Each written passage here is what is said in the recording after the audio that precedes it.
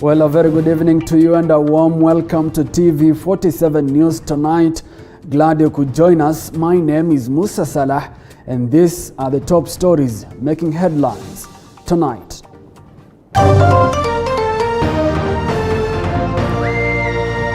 Tonight, the family of Peter Ndwiga, believed to have been killed by his police girlfriend, is mourning. Mimi nilisikia na kuva roho sababu hii mtoto ni mtoto mzuri. Nikauliza wale wako huko, watoto wale wengine wako huko, ndio waliwaambia mimi hivyo nasikia ndio kunaendelea. The family says it got the information on the murder of their son through the media. Killer cop Caroline Kangogo is still at large. Also tonight, ODM boss Raila Odinga says he doesn't need Uhuru's endorsement. Mimi sitaki niwe endorsed na Uhuru au na mtu yeyote. Odinga wants Kenyatta's vote. We can't breathe. They are prepared to cap budget spending and ensure that there is recovery. Tonight, we take a closer look at the tax burden and the Finance Act. COVID merely may have accelerated what was already a growing difficult situation. But how did we get here?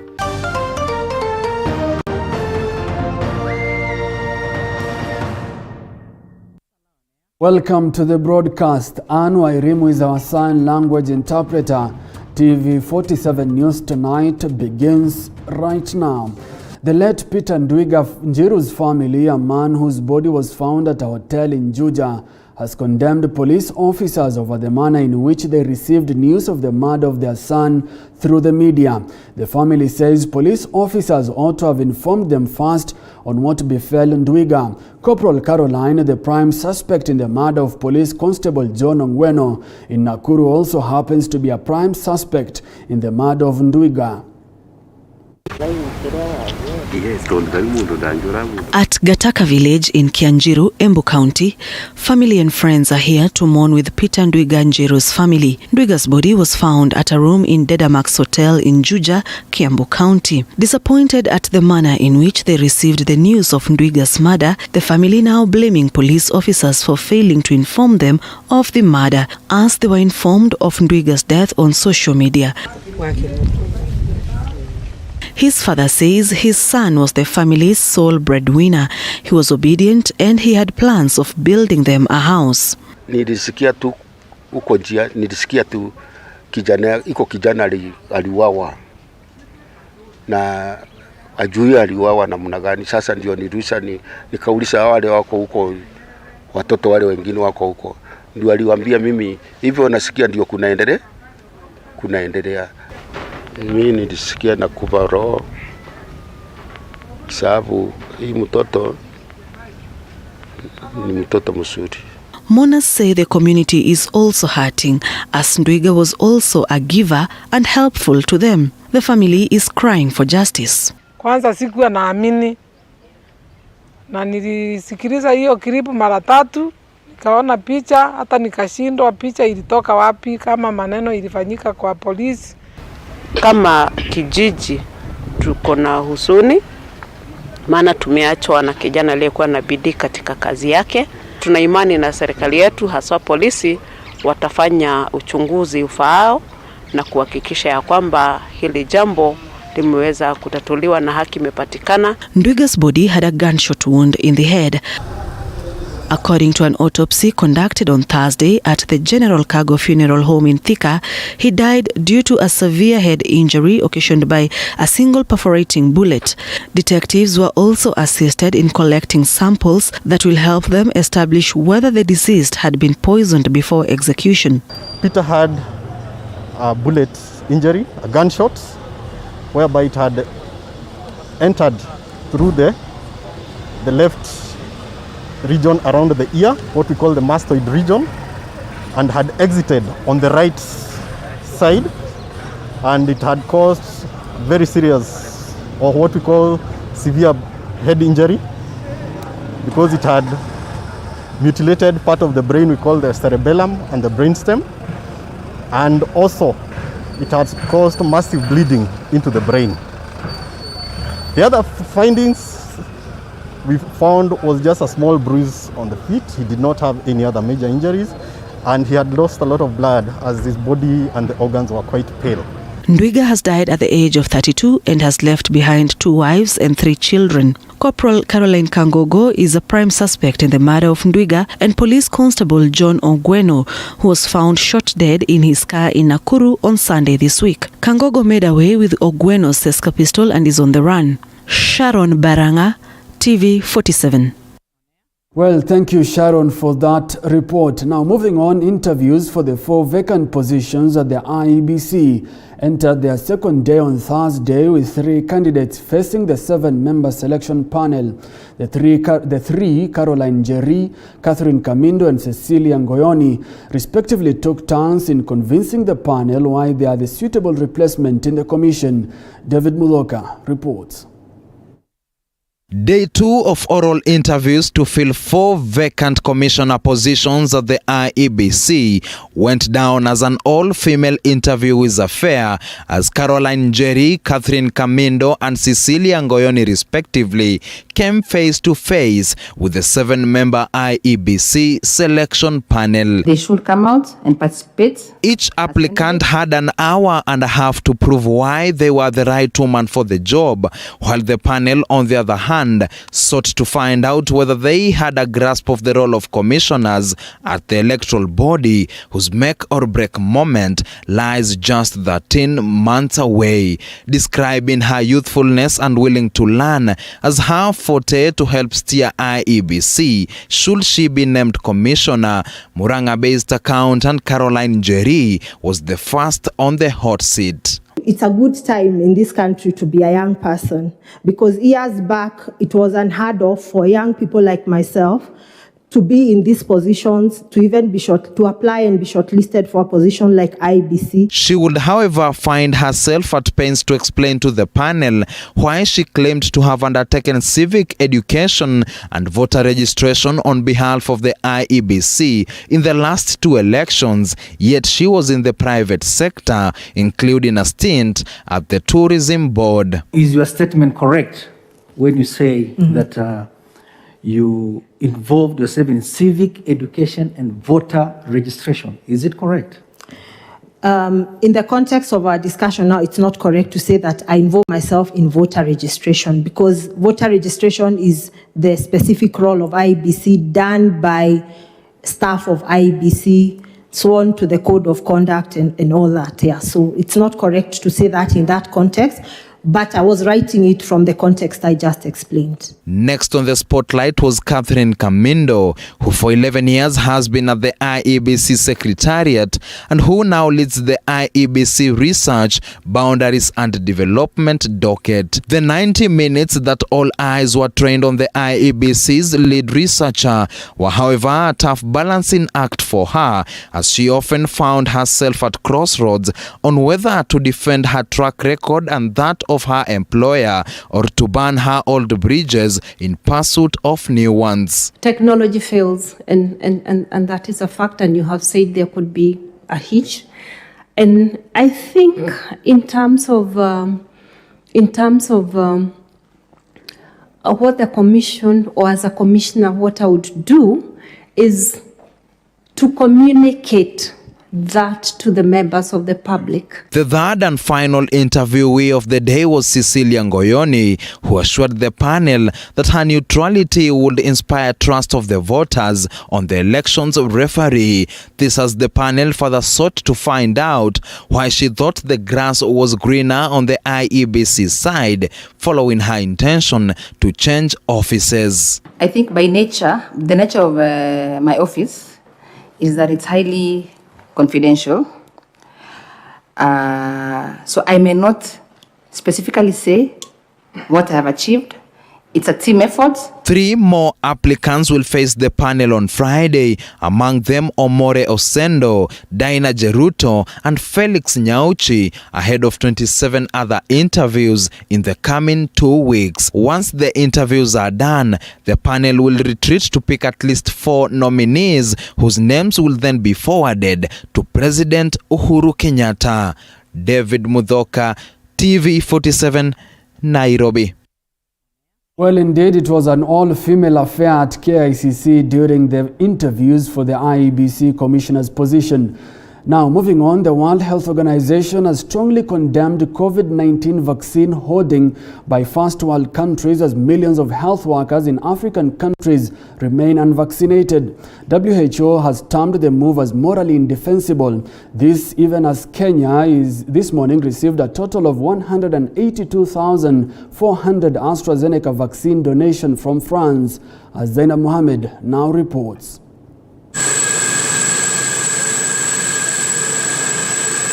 At about 7:45 a.m., the majestic Air France plane touched down at the Jomo Kenyatta International Airport. On board 182,400 doses of AstraZeneca vaccine, a donation from France. Speaking while receiving the vaccines, Chairperson COVID-19 Task Force Dr. Willis Ahwale said the donation will go a long way in ensuring Kenyans who receive their first dose are fully vaccinated.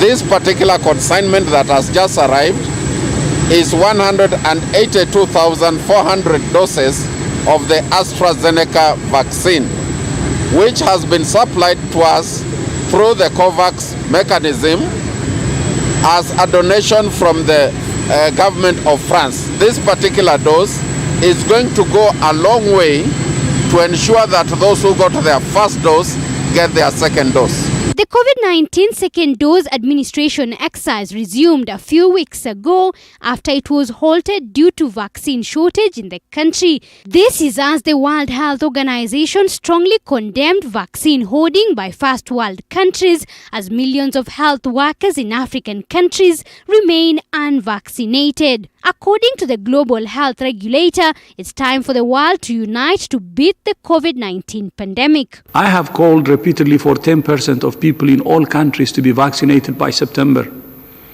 and for that figure to rise to 40% by the end of the year. It would position the world on the path to vaccinating 70% of the people in all countries by the middle of 2022. I call on the G20 finance ministers and other leaders to get behind these targets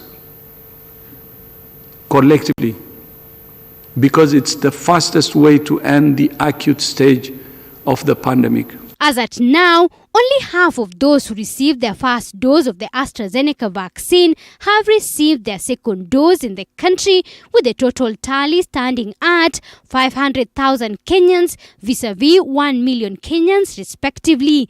Zainab Mohammed, T47.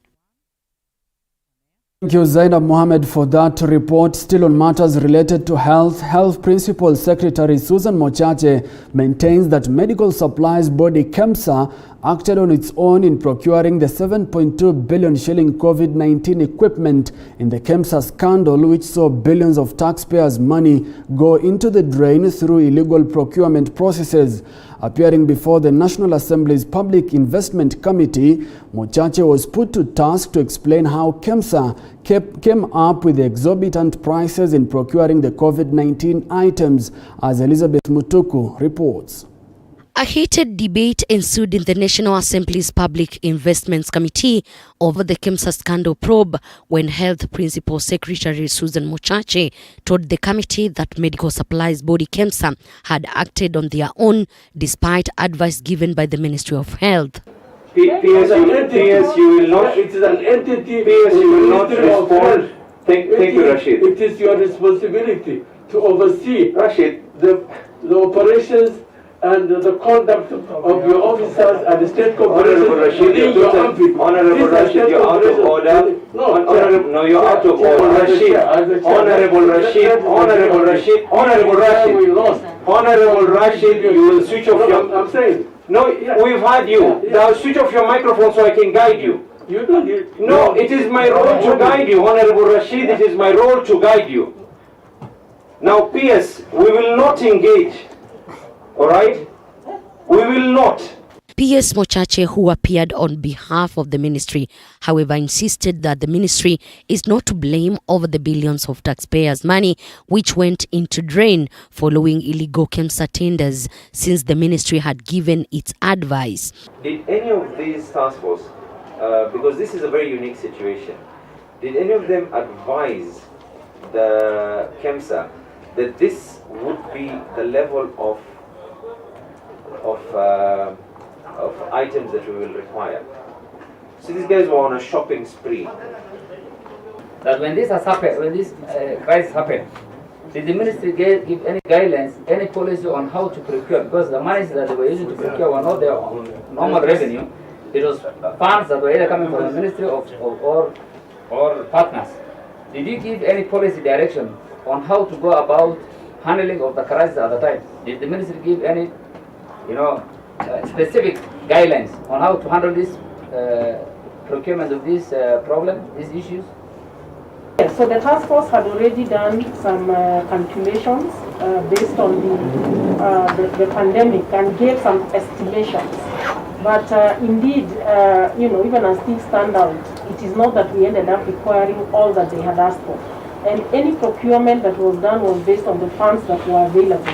So the task force report was there to guide and to assist in resource mobilization, but then there was what funds were actually available and which could be pushed towards the procurement of the COVID commodities. MPs, however, questioned the exorbitant prices which were awarded companies and what will be done with the merchandise which is rotting in Kemsa warehouses, Mochache disclosing no directive on the same. Particular specific issues.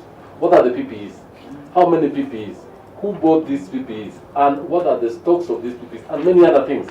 So we were expecting that before us, Madam PS, you give us all the details information that it will be before the cabinet. Two, there are several advisories, and the advisories are actually guiding how you will dispose this. And the various offices and the government agencies have given a lot of details on this. Kindly place before us so that we scrutinize this and we come up with a very good report. Because as we speak right now, these are preparatory meetings. It's not a meeting that we are discussing anything. After months of probing the Kemsa scandal, the committee is expected to retreat and write a report which will be tabled in the House. Elizabeth Mutuku, TV47 Nairobi. Well, Elizabeth Mutuku's report on the Kemsa scandal takes us to a short commercial break, but we'll be back with more. Do stay with us.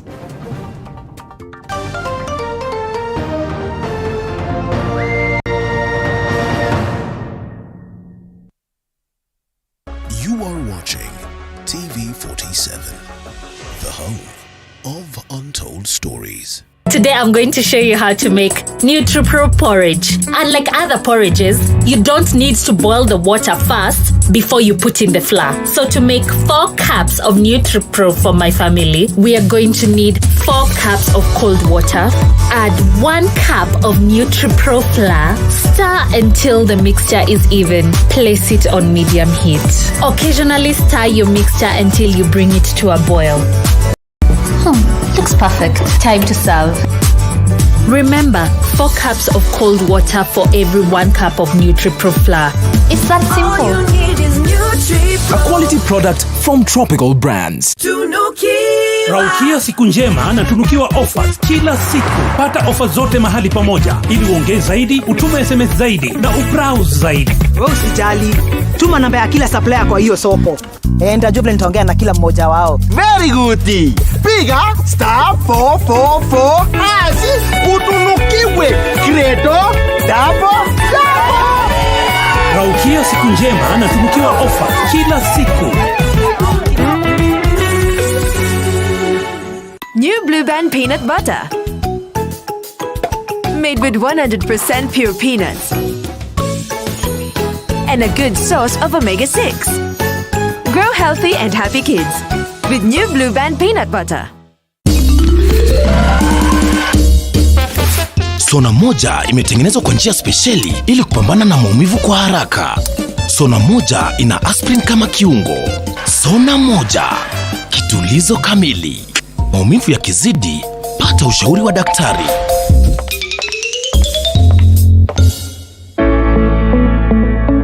Hi, my name is DJ Protege, aka the life of the party. I've been in Stima Sacco for the last 7 or 8 years. It's a true definition of growing with your partner. Well, I've taken up the loan facility as well as the saving facility. So I have a monthly contribution and also bought shares in the Sacco. I started off slowly with small money, but now my savings have really grown, so it has really opened so many doors for me. As you can see, I bought equipment with it.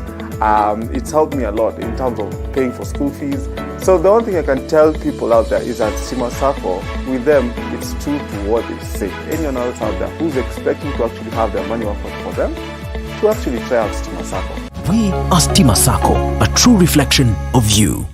Why not gift your family with a property in Nakuru City? Highsop Properties now introduces Viwandani Estate Phase 2. These are commercial plots opposite Simba Cement Factory in Gisheha Farm with all amenities at only 579,000 shillings with up to 6 months installments. Visit our offices in Nakuru, Nairobi or Nyandarua or call us on 0723 032 522 or text the word Nakuru to 21404. Highsop Properties, a culture of trust.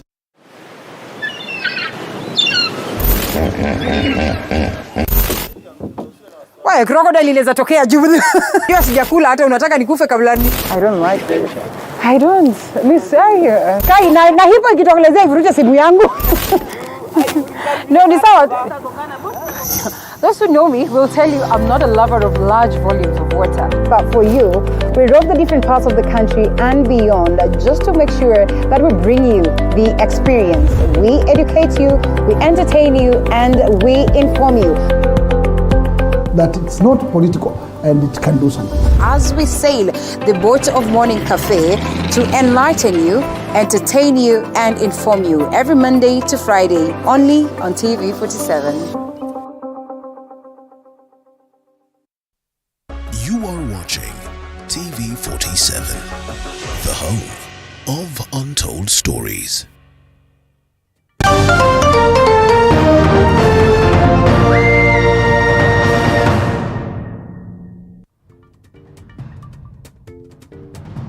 Welcome back. You're watching TV47 News Tonight. Keep talking to us. 22047 is our SMS line. You can also find us on social media at TV47 Kenya on Facebook as well as at TV47K on Twitter.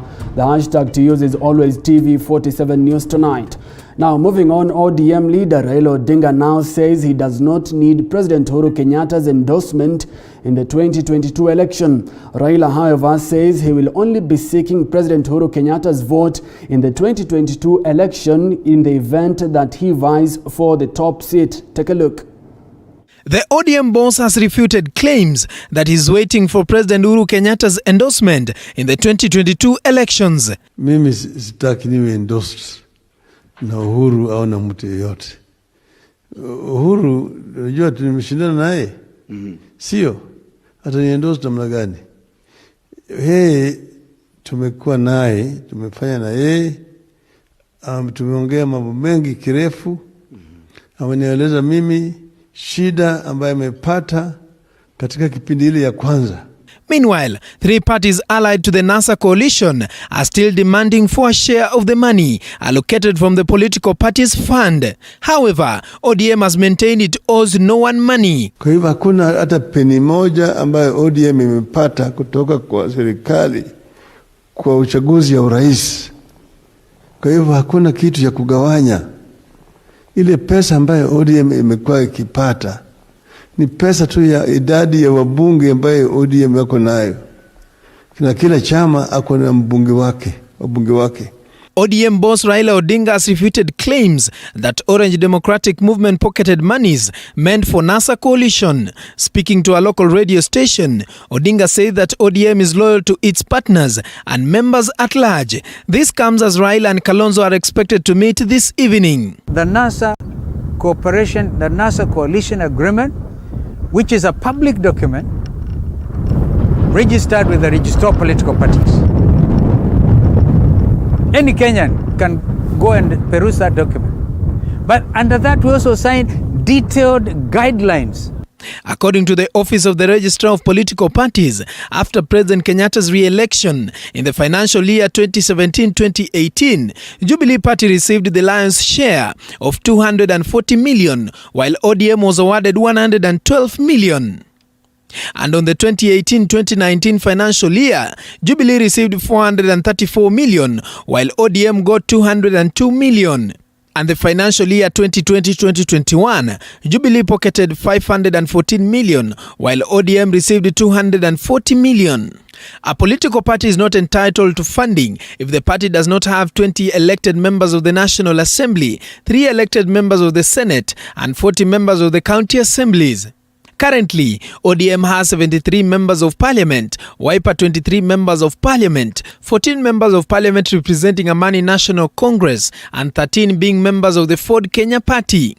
Last year, Registrar of Political Parties Ann Deritu told a parliamentary committee that the 3 parties who, together with ODM, formed the National Super Alliance Coalition for purposes of the 2017 general election, failed to come up with guidelines on how they were to share the monies.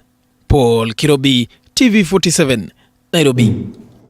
And to our special coverage tonight, Kenya's growing appetite for loans and its inability to pay its lenders on time could be just the reason why you will be paying an additional 400 shillings for cooking gas. Now, according to financial experts, President Uhuru Kenyatta's Big Four agenda could have contributed to the IMF's explanation, or rather guidelines, to the Treasury to increase taxes. Take a look.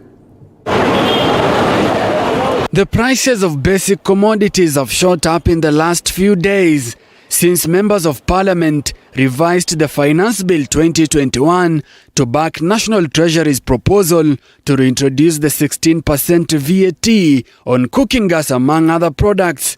Kenyans will now be forced to dig deeper into their pockets to purchase essential commodities such as cooking gas, which has increased by 350 shillings for the 13 kg cylinder. At the moment, we are not sitting well as a country. COVID aside, COVID merely may have accelerated what was already a growing difficult situation. They are unprepared to cap budget spending and ensure that there's recovery. They want to keep spending, and the investments that the Jubilee administration had promised would continue to be made, the infrastructure and the big four. And yet last year there was a shock in the economy. So what do? They have to adjust taxes. And they look for taxes in the places where you're more likely to find them without necessarily affecting. According to the central bank, the consumer price index rose from 5.87% in May to 6.32% in June. This increase has been associated with an increase in fuel prices, retailing at nearly over half of the landing cost. About 70 shillings is taxation alone. We have so many levies that we have heaped on those prices, such that the end price or the retail price becomes very high, not because of the price of the crude oil, but because of the taxes. So Kenya's taxes are some of the highest, not just here regionally, but for countries at Kenya's income level. But with a global pandemic that has nearly crippled Kenya's economy and President Uhuru Kenyatta's determination to leave a concrete legacy behind before his retirement next year, the government's appetite for loans has sharply increased over the last few years. In the new financial year, Treasury plans to borrow over 900 billion shillings to fill the gaps in the 3.6 trillion shilling budget. We are now straining. Recently, when the Minister for Treasury made his statement, it now became clear that he does not have enough money. We are broke. Because of COVID-19, the government does not have enough money. It's not able to meet its expenditures. And what it is doing is that they are increasing the taxes of the most essential commodities. The Jubilee administration was investing in infrastructure, which was a very, very deliberate plan. What did not come is that those investments did not generate sufficient taxes to allow, or revenues to allow for government to be able to fund additional expenditure. So the options are two: either cap spending, reduce spending, or cap spending at where it is to prevent a shock to the economy, or raise more taxes. And government has chosen, both parliament again and the executive have chosen the easier path, which is just to raise more taxes. However, according to experts, the new tax rates are the consequences of the government's insatiable appetite for loans and its ability to repay its lenders on time. Earlier last month, Kenya's largest lender, China, froze disbursement of active loans to Kenyan projects in the wake of Nairobi's bid to extend its debt repayment holiday to December, just a few months after the IMF slapped Kenya with a dozen austerity measures for Kenya to secure a loan. One of the challenges that they are all seeing is that we have bloated wage bills, we have systems that do not work when it comes to collection of taxes, we have corruption, endemic corruption, where about a third of of the money that we collect is stolen, and therefore what is happening is that these people, they are going to give us money with the conditions. Something that I kept on flagging as far back as 2015, that our debt levels seem to be growing at a pace that will make it difficult for Kenyans further down the road. It was not taken seriously then by the government of the day, in my view. And now we are caught up with a very huge public debt. All eyes are now on the courts after a private citizen filed a case challenging the implementation of the Finance Bill 2021. 30 minutes into the hour, and it's time to take another short commercial break. We'll be back with more. Do stay with us.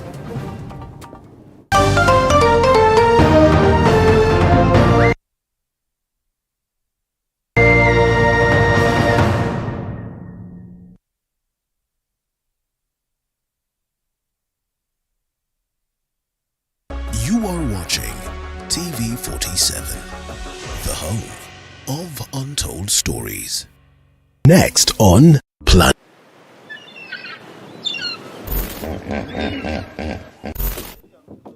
Why crocodile inaweza tokea juu. Hiyo sijakula hata unataka nikufe kabla ni. I don't like it. I don't. Miss Kai na hipo ikitokelezea ivuruche simu yangu. No, ni sawa. Those who know me will tell you I'm not a lover of large volumes of water. But for you, we rove the different parts of the country and beyond just to make sure that we bring you the experience. We educate you, we entertain you, and we inform you.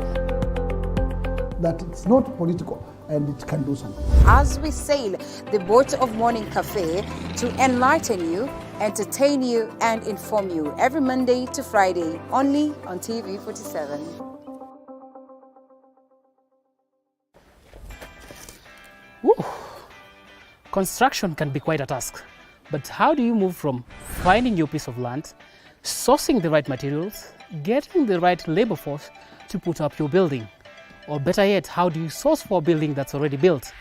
Just a small size of land can suit just a big maisonette because you are going high. How do you ensure you get the right finishes to bring out the aesthetic value of your property and make it not only look good, but also feel good? The buyers in this area are the buyers who are able to pay cash. Well, we have it right here on The Realtor on TV47, where we demystify building right here in Kenya and analyze the property industry for you to take advantage when acquiring your next piece of property. Every February, we hear men joking about going to a men's conference on Valentine's Day. We laugh about it, the lucky ones end up having a decent Valentine's Day, and we move on. But what we do not know is that men actually do meet up. Men do sit down and have conversations about things that affect their day-to-day life. Let me ask, does money make the man? Give them the gifts, shower them with everything you want to shower them with, but keep your money to yourself. I, for one, have always been curious as to what goes on in a man's mind, specifically an alpha male's mind. Adam, yule kwa Biblia anasema ni mtu wa kwanza duniani. Wewe unadhani kama angekuwa hana yale matunda, hana ile garden yake pale ya kukaa, angekuwa tu ni mdomo tu anamfuata Hawa. Oya, mimi ni Adam. Welcome to the men's conference, where we make men alpha males. My name is Archie, the only female allowed at the conference. My name is Monica Nyashira Njogona. I am a wife and a mother of 3, and I am a crochet ambassador. This began some years ago when I could not find a white-collar job. I had done a course in IT. I looked for jobs everywhere and I could not find one. So I had a lot of time in my hands, and I had an idea to do crochet. So we have a WhatsApp group. There are about 3 WhatsApp groups. They are actually full.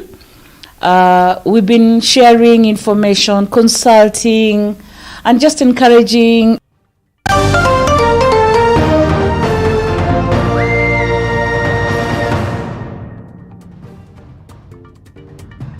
Welcome back. You're watching TV47 News Tonight.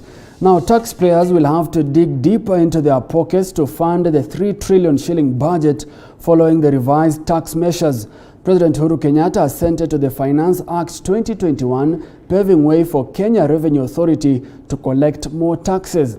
And as Mwangi Maina now reports, mobile phone users will have to pay more for data and calls, while loan applicants will bear the brunt of the 20% tax on fees and commission earned on bank credit. Take a look. The new taxes on airtime, bank loans coupled with an increase in the price of liquefied petroleum gas are weighing heavy on the taxpayers' shoulders, with mobile subscribers paying more for data and calls effective July 1st, 2021. The telecommunication companies were quick to review their rates following the enactment of the Finance Act 2021 that raised excise duty to the rate of 20% from 15%.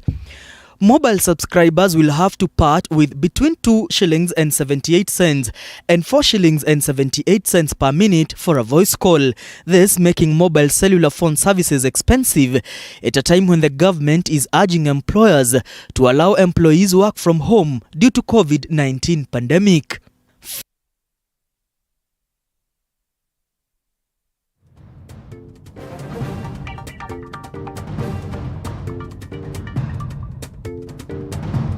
Fees and commissions earned in respect of a loan will also attract an excise duty at the rate of 20%, which could make it difficult for many Kenyans to access loans from banks and other lenders. Consumers of liquefied petroleum gas (LPG) will pay more as a supply of the gas will now attract a value-added tax at the rate of 14%. Previously, LPG gas was zero-rated. This, in turn, will impact negatively on the environment, as majority of Kenyans, especially from the rural areas, opt for jikos and firewood. This, even as the government encourages the use of LPG gas and other forms of renewable energy for cooking to conserve the environment. Price competition will also attract an excise duty at the rate of 7.5% of the amount paid or charged to participate in a price competition in the new tax measures. Ordinary bread remains zero-rated, though for a period of 6 months, with imported pasta, cooked or uncooked or otherwise prepared such as spaghetti and noodles, will attract a 20% excise duty. Mwangi Maina, TV47, Nairobi. Well, thank you, Mwangi Maina, for that report. Now, still on the same, most households in the country are grappling with the high cost of living occasioned by the high price of basic commodities. Many have now been forced to adjust their budgets, reducing their expenditure. Lekishon Laban takes a look at the prices that have had hit many Kenyans. Watoto wanafukuzwa kila wakati, hata leo nimekuwa shule wakanirudisha nao. Wanataka pesa, hakuna sahi pesa. Hata kaona juu kazi ni kubahatisha, lazima uwe na 1,000 ndio ujaze gas. Sasa ukijaza gas watu watakula. Nataka bei, at least serikali tupunguzie bei. Naona hata watu tu hasala, unajua hasala sasa pesa hakuna. These are the voices of the common mwananchi. The burden is too much. The cost of living continues to rise by day. Lilian Nyambura is a shopkeeper in Nairobi's Kangemi estate. She tells me that buying price for basic commodities has gone up, and that has a trickle-down effect to her customers. For instance, a liter of cooking oil that used to retail at 200 shillings a few days ago now goes for 250 shillings, a 50 shillings increase. A 2 kg packet of maize flour that used to retail at 90 shillings now goes for 105 shillings, a 15 shillings increase. Wheat flour now sells at 145 shillings, and over that 5 shillings price rise from 110 shillings. Lilian Nyambura, also known as Mama Mwangi in this estate, says that the increase in the price has forced some customers to adopt to new buying habits, some opting for lower packages. Hata ya kupima inunuliki. Hii ni mtungi ya 20 liters. Hii mafuta tumekuwa tukinunua 2500. Saa hii nakwambia bila 3850 uwezi itoa hapa. Sasa imekuwa ngumu sana kwa sisi na kwa customers wetu. Yes. Ujumbe wangu kwa serikali ni waangalie mwananchi wa kawaida. Huko kwa ground watu wanaumia. Tunaumia sisi wote. Juu si eti juu mimi nauza duka, si eti hata mimi situmii. The increase in the prices of cooking oil has affected many businesses, especially the hotels. Kabeka ukipata salad tumekuwa tukibai na 130 a liter na sasa hii imekuja hadi 220 a liter. Na so hiyo range unapata like the profits zinarudi chini. Then apart from that pia kuna gas. Gas yenye tumekuwa tukipata na 850 sasa imekuja 1100. The Finance Act that reinstated the value-added tax VAT on liquefied petroleum gas (LPG) has led to the increase in prices of buying or refilling the commodity. For example, in Kawangware, prices of refilling gas cylinders has risen at least by 350 shillings. Refilling a 13 kg gas cylinder has risen from between 1,800 shillings or 2,100 shillings to between 2,400 to 3,600 shillings. The price of a 6 kg gas has risen from 850 shillings to at least 1,100 in most places. Juu kazi ni kubahatisha, lazima uwe na 1,000 ndio ujaze gas. Sasa ukijaza gas watu watakula sababu kuna 1,000.